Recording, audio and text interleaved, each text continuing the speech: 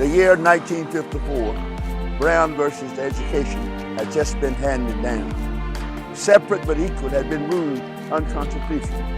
The days of the Jim Crow laws are nimble. The civil rights movement had been birthed naturally.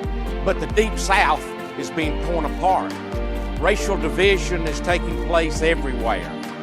And here in Mobile, it is no different whatsoever. Yet two men stepped forward and sought to bridge the gap. They sought reconciliation with each other and in this city. And these two men paved the way for racial reconciliation here and now. Now flash forward to 1981. Prior to that time, race relations in Mobile had been on a smooth course where there'd been a lot of joining of the races in business and community. And then suddenly, on that date in '81, on this very spot in Midtown Mobile, two Ku Klux Klansmen killed a young black man, 19 years old, hung him from this tree.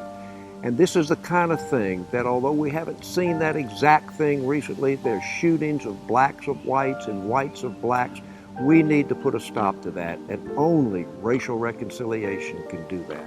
Listen, the only way that this can be done, the only way that Randy and I can absolutely stand in a place together without that same kind of racial tension that existed so many years ago and still exists now, is the absolute love of Christ. We may have come from two different backgrounds, but what brings us together is that we were both created in the image of God. Whether black, whether white, whether male, whether female, what binds us together is the blood of Jesus. It still happens, whether it's in Ferguson or other places in these United States. Until Christ can become the hope of glory, who he is, these kind of things will never stop. But because of Christ's love for us, Randy and I love each other with the love of God. That's why we can stand here. Not that we enjoy what is behind us, but that because of God we can move forward in Jesus.